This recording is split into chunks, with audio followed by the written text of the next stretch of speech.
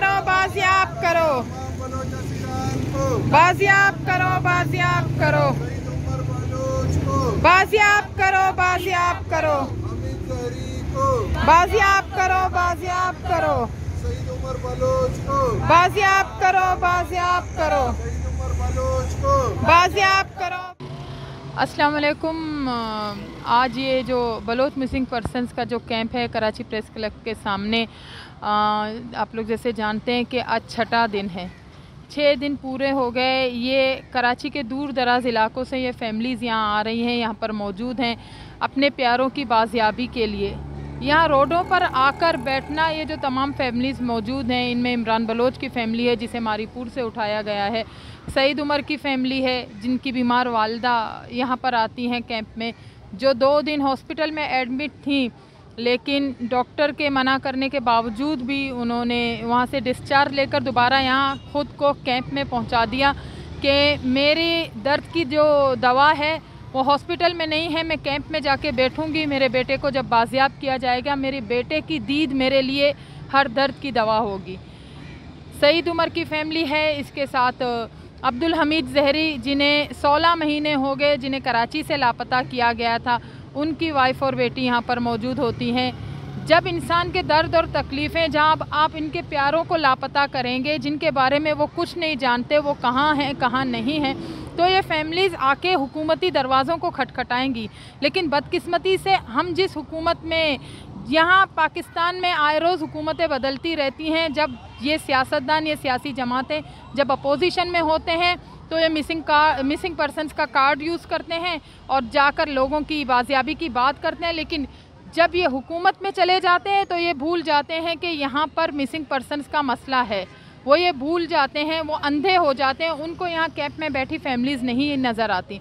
सिंध हुकूमत, ये जो इस वक्त यहाँ फैमिलीज़ बैठी हुई हैं, यहाँ इनको सुनना आपकी ज़िम्मेदारी है, आप पर फ़र्ज़ है कि आप इन फैमिलीज़ को सुने।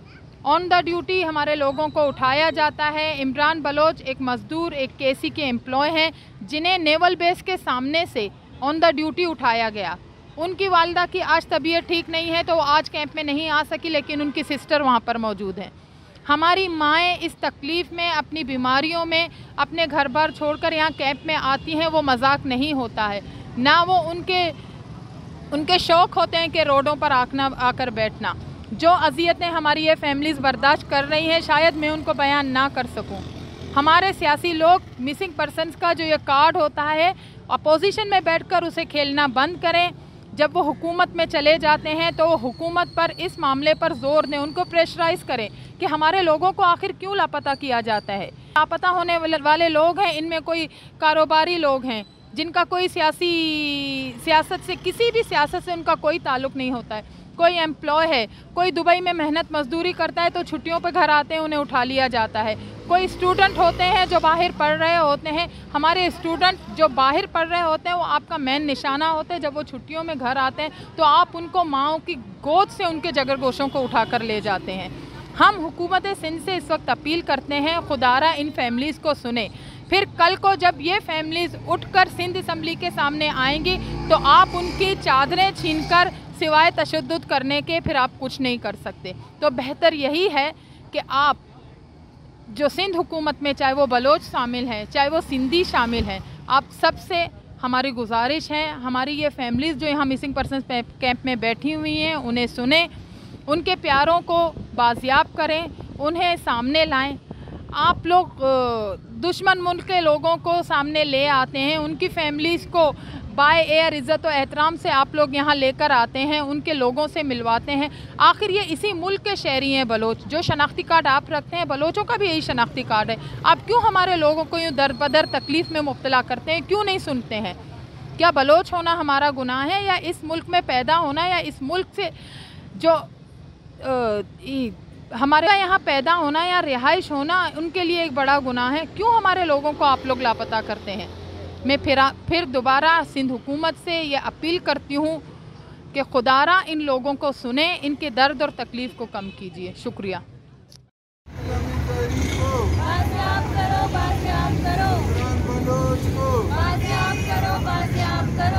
बलोच को